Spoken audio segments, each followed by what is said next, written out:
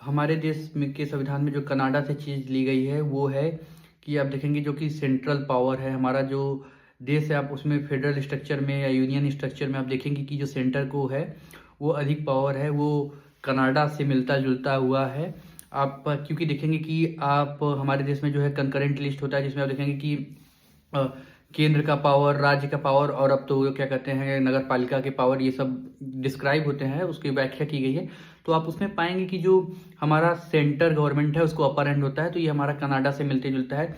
तो centre government powerful है, इसकी कुछ चीज़ें में फ़ायदा भी होता है, कुछ कहीं कहीं पे घाटा होता है, अगर लेकिन पॉलिटिशियन उसको सही तरीके से एक अच्छे इरादे के साथ सेंटर के जो अधिक पावर को यूज़ कर रहे हैं तो उसमें कोई घाटा भी नहीं है, वो सही से देश के लिए फ़ायदेमंद होगा। आप पाएंगे कि जो सेंट्रल स्ट्रक्चर मजबूत होना इंडिया में इसलिए भी ज़रूरी है क्योंकि आप देखेंगे कि कहीं कहीं पे भारत बड़ा देश है, दंगे फसाद होते रहते हैं, कुछ कुछ नए नए मामले होते रहते हैं। तो उसमें क्या है कि आप देखेंगे कुछ ऐसे तत्व होते हैं जो कि देश से सेपरेशन की बात करते हैं। तो सेंट्रल पावर जब मजबूत होगा तो ये सेपरेशन की बात उस तरीके से नहीं कर पाएंगे, तो हमारे देश को मजबूती देता है। लेकिन कुछ हद तक जो घाटा हो जाता है वो ये होता है कि आप देखेंगे कहीं कहीं पे अगर सेंट्रल गवर्नमेंट का किसी स्टेट पार्टी से जो जिसकी सरकार स्टेट में है अगर उससे नहीं बन रहा है तो वो उसके नियमों को दमन करने का भी प्रयास कर सकते हैं। सो इसका ये घाटा हो सकता है। बट अगर उसको हमारी सेंट्रल गवर्नमेंट क्या कहते हैं लॉजिकल टर्म पे देश के वेलफेयर के लिए काम कर रही है तो वो कभी भी स्टेट गवर्नमेंट को बाधा नहीं देगी।